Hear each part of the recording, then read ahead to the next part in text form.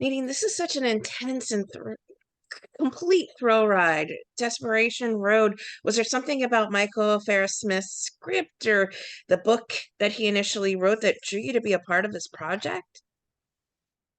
I mean, yes, absolutely. Like from, you seeing the film and me reading it and reading the book, like I saw how much potential was in this story and how beautiful these characters were and how beautiful this story could be and what the message was underneath it all. And so that was one of the things that initially like brought me towards it. But Michael's energy to collaborate was what actually made me go, okay, I'm going to do this. Because as a filmmaker, I always come in with a lot of thoughts and I always have a lot of ideas and a lot of things that are really important to me.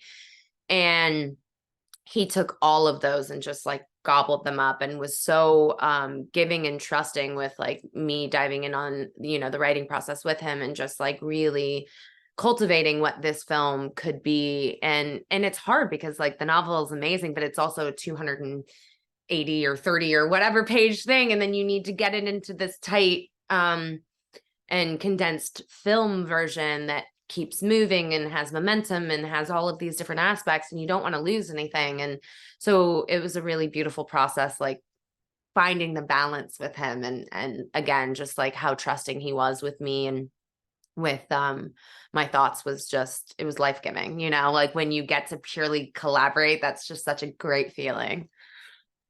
Well, there's such an exceptional cast to the film as well. How hands-on were you when it came to casting this movie?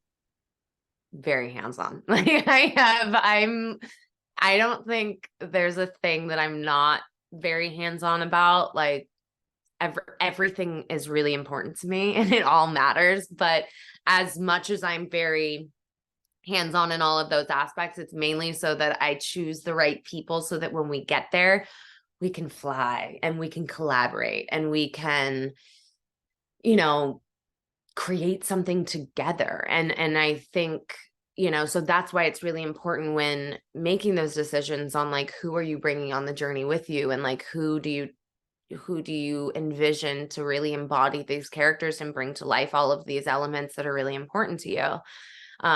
You know, I got incredibly lucky that I found each and every one of these actors. I mean, their performances are like among one of the things I'm the most proud about this film. I love my actors and they did such immense work. Willa, I think, and Garrett are true standouts in this movie. How much talking through their characters did you have to do, or did you just mostly trust the work that they've brought to their careers and as well as to this movie? Yeah, I think, I mean, truthfully, on this film, I feel like we sat down and we talked and talked and talked a lot. We talked about, why would we do that? Why wouldn't we? What's important? What did we come from? We did a lot of those conversations ahead of time. And there was a lot of questions in between and all of that. But I will say, I feel like we established and got so clear on who they were so that when we got there, it was just playing, it was exploring, it was seeing what a little whisper in the ear can manifest into such beauty. Like, you never know what little thing is going to bring what, and what you can create together. And I think another really important thing as a director is also knowing when to stay out of the way, because like, oh my God, something magical is happening. Like, don't do anything, don't say anything, like let this unfold. And like that's the stuff that we're all so excited about on set. We're like, I'm a very like goofy person, and when I get excited there's no hiding it. And like they'd come out of a scene and I'd like karate kick on the side and be like, yes. It's like, because you can just feel when something so beautiful just happened and unfolded, and we're like, we got that, we're walking away. I have to ask you about that incredible cabin sort of in the woods. What was it like shooting there, and what made it the perfect place for this hideout? Oh my God, the farm. Yeah, the farm was actually our first location we found. And we knew it was going to be one of the hardest. Like, I guess we were expecting it to be the hardest. So then when it was the first we found, it was like, now I can breathe. Like everything is going to be okay in the world. You know, it was like, and it was, you don't even understand from watching the film, you don't understand how beautiful that place was. For me, like, I grew up in Fresno, California. I moved to LA when I was 16. I've lived in LA since then. And so when you go somewhere like that, that has a beautiful creek, it has like two ponds, it has a giant like barn that we converted into a house. It has a beautiful house that's just like so warm. It's like everywhere you look, there's beauty. So yeah, I just feel like the movie gods were like, here's a gift. And we found that house because it was unbelievable. The cinematography to this movie is exceptional as well. This field that Garrett just, that backdrop is just exceptionally gorgeous. Were there particular scenes that that you watched play back on screen that you're exceptionally proud of, ones that maybe turned out even better than when you initially read them on the paper? Oh my God, I honestly feel that way about so many scenes, like that we really executed the vision in which I like had dreamt of. So like, you know, I look at the assault, even though that's very dark, but like I wanted you to feel like you were in a haze. I didn't want to traumatize, like re-traumatize anyone who maybe a sexual assault is in their past, but I wanted you to be in that world with her and, you know, that disassociative feeling. So like watching that come to life and us actually be able to embody that, you know, was unbelievable. But then like it's the shots that like you dream of and you know magic hour is important, but like you just said, that field when he's walking through, or Garrett with the cottontail out by the water and it raining down on him, or Consuela at the Mary and her hand touching the statue and the willow tree like like blowing in the wind, you know, it's just like those are the moments that give you like air in your lungs, amongst this like intense story. It gives you, you know, inspiration. Like that's like cinema. Like those are the things, like when I watch other people's films, I'm like, I want to do that, you know. So and in a 16-day shoot, that's really hard to do because you miss magic hour, like, you know, it's hard. And so when I see those shots, I'm like, we did it, Sai. Like, and everyone, our entire crew. I mean, literally, we are nothing without our crew on these films, especially in 16 days. So I look at it and I'm just like, guys, we did it. We got some of our beauty, you know?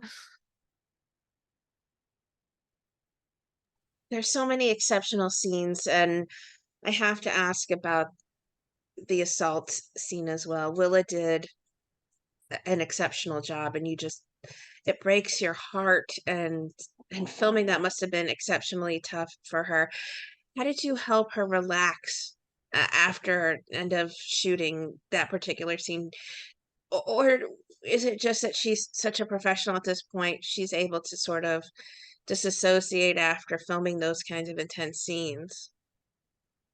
I'm gonna be honest, Willa didn't even like, she didn't seem like she is such a professional that it's like she embodies it so much that like you're crying and you like feel like you can't breathe watching her, and then she's like okay, you know. So it was like she does just really separate in such a beautiful way. But it was very important to me how we shot that film, that scene in particular. And I never wanted there to be a moment where the two of them were in the car where any actor could feel uncomfortable or feel traumatized. I have, I, sexual assault is in my past. So I have experienced that. And I am always very, you know, vigilant to make sure that everyone feels safe and that we are not ever like, you know, making someone go through something that like might stick with them. So they were never in the car at the same time together. You know, they, me and my DP, I mean, me and my AD were like pushing Willa while she was in the back seat by herself, you know, so it was like, it's different.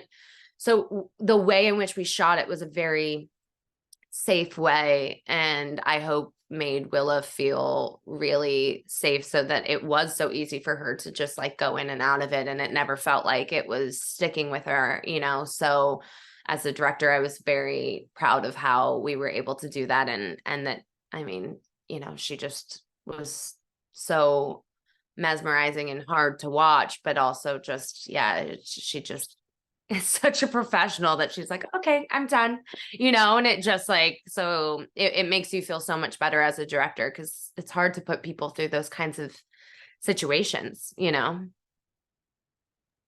What do you hope lingers with people who watch Desperation Road? It's such uh, an exceptional thrill ride through and through. Is it just a little bit of escapism? Is there a message that you'd like to linger with people? Oh yeah, absolutely. I mean, one of the things that enticed me about this film was the messaging that I felt we could, you know, trickle inside and hide. I never want it to feel like, hey, here's a spoonful of message. But I always want there to be an underlining message to all of my films and an impact. And for this film in particular, it was redemption, it was forgiveness, it was that we're all connected, that sometimes we don't even know how connected we are, but we are all connected. And there's something pulling us all together. And, there's this line in the movie where Garrett says, or I'm sorry, Willa says to Garrett, not everybody has somebody. And so that was really important to me because what I'm trying to show people is that like we don't know each other's struggles. We don't know what each other has been through, right? And so if we can show these little acts of kindness, if we can show someone along our path kindness, you have no idea how it could change their day, their life, that we don't have to be remembered for our greatest mistakes, but we could in turn be remembered for our greatest acts of kindness. Russell is battling with guilt and shame. And, and in the end, I don't think you're necessarily focused on what it was that he felt guilty or shameful for, but more so what he did after that event and how he helped Mabon, Willa's character and her little girl and gave them a family. So yeah, I'm always trickling little messages there. And for me, that's what Desperation Road is about, is forgiveness, of redemption, of, we can all change our fate. We can all connect to each other and none of us are alone. Family is sometimes the family you choose.